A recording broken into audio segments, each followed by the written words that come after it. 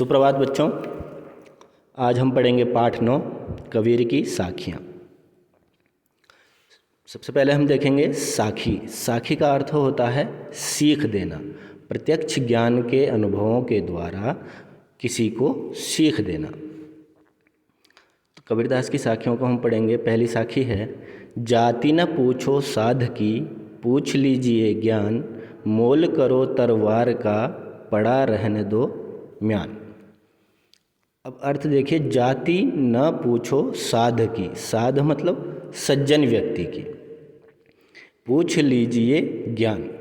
कबीरदास जी कहते हैं कि सज्जन व्यक्ति की या ज्ञानी व्यक्ति की हमें जाति नहीं पूछना चाहिए कि वो किस जाति या किस धर्म का है, हमें उसका ज्ञान पूछना चाहिए कि वो व्यक्ति कितना ज्ञानी है।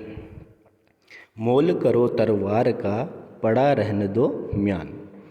मोल करो तरवार का, मोल होता है कीमत या भाव, करो तरवार मतलब तलवार का।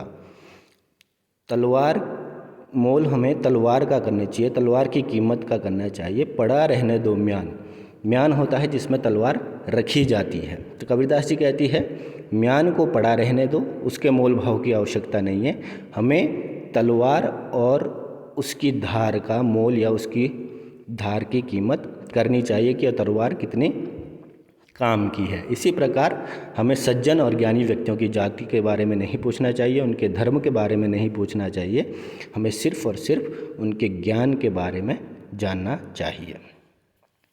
अब दूसरा देखेंगे, दूसरी साखी है, आवत गारी एक है, उलटत होई अनेक, कह कबीर नहीं उलटिए, वही एक की एक। तो कबीरदास जी कहती है आवत गारी एक है, आवत मतलब आना, गारी मतलब गाली, एक है गाली अपशब्द। जब हम किसी को गाली देते हैं या हमें कोई अपशब्द बोलता है तो वो एक अपशब्द आता है, एक गाली आती है। उलटत होई अनेक, लेकिन जब उसके जवाब में हम उसे भी गाली देते हैं तो ऐसे में वो बढ़ते बढ़ते अनेक हो जाती है। एक उसने दी, एक हमने दी, एक उसने दी, एक हमने दी, ऐसे करके ये गालियाँ, ये अपशब्द अनेक हो जाते हैं। इसलिए कह कबीर नहीं उलटिए, इसलिए कबीरदास जी कहते हैं कि नहीं उलटिए। अगर कोई हमें अपशब्द बोल देता है या गाली दे देता है तो हमें उसके जवाब में उसे अपशब्द नहीं बोलने चाहिए या कोई गाली नहीं देनी चाहिए। अगर हम ऐसा करते हैं, हम उसे गाली के बदले में अपशब्द या गाली नहीं देते हैं तो वही एक की एक, वो अपशब्द एक ही रह जाएगा जो उसने हमें दिया है, वो बढ़ के अनेक नहीं होंगे। इसलिए हमें किसी की गाली या अपशब्द के बदले में वापस हमें गाली नहीं देनी चाहिए, इससे ये अपशब्द बढ़ेंगे नहीं। ठीक है, अब हम आगे देखेंगे। माला तो कर में फिरे, जी भी फिरे मुँहमाई, मनुआ तो दहु दिशी फिरे, यह तो सुमिरन नाई। तो इसमें कबीरदास जी कहते हैं माला तो कर में फिरे, माला होती है जिससे मनुष्य जप करता है। कर मतलब होता है हाथ, फिरे मतलब होता है फिराना। मनुष्य जो है हाथ में माला लेके फेरता रहता है। जीभ फिरे मुँहमाई, और मुँह में जीभ फिरती रहती है, भगवान का नाम ले रहे हैं और जीभ चल रही है, माला फेर रहे हैं। मनुआ तो दहु दिशि फिरे, लेकिन जो ये हमारा मन है ये तो दसों दिशों में फिर रहा है, क्योंकि मन बहुत चंचल है, इसकी गति सबसे तीव्र है। अभी ये मन यहाँ है, अभी कहीं और है, थोड़ी देर में कहीं और है। इसलिए ये मन अगर हमारा दसों दिशों में फिर रहा है, एक जगह पर नहीं है, अगर हम उस मन को उस ईश्वर पे नहीं लगा पा रहे हैं, यह तो सुमिरन नाही, तो ये भगवान का स्मरण या भगवान का नाम लेना नहीं है। ऐसे में हम भगवान का स्मरण सही तरीके से नहीं कर रहे हैं।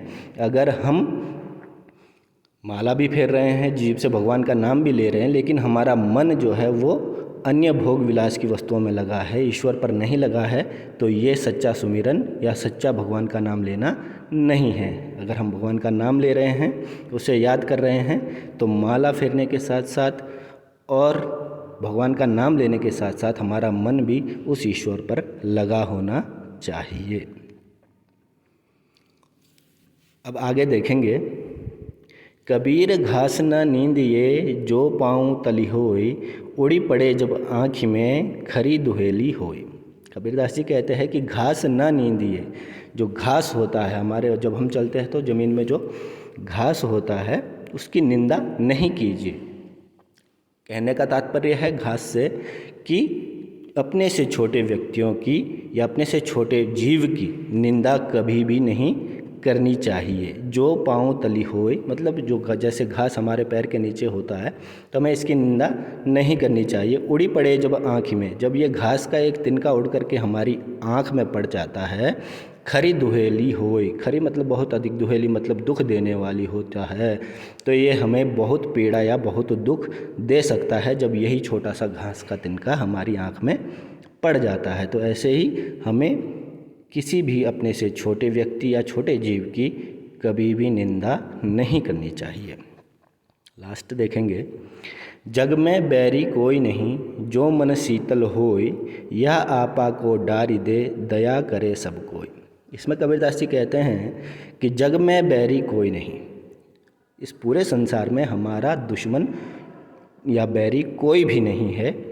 अगर जो मन शीतल होए, अगर हमारा मन एकदम निर्मल है, शीतल है, साफ है, अगर हमारा मन बिल्कुल साफ है तो हमारा इस जग में कोई भी वैरी या दुश्मन नहीं हो सकता है। या आपा को डारी दे, जो ये अपने अंदर हमारा आपा है, हमारा घमंड है, हमारा अहंकार है, इसको अगर हम छोड़ दें और दया करे सब कोई, और हर किसी जीव पे, हर किसी प्राणी पर दया करे, तो इस जग में कोई भी हमारा दुश्मन नहीं है। यदि हम अपने अहंकार को छोड़ करके सभी जीवों पर, सभी मनुष्यों पर दया करें तो इस पूरे संसार में हमारा कोई भी वैरी या दुश्मन नहीं होगा, और हम अपने मन को शीतल और निर्मल रखें। धन्यवाद।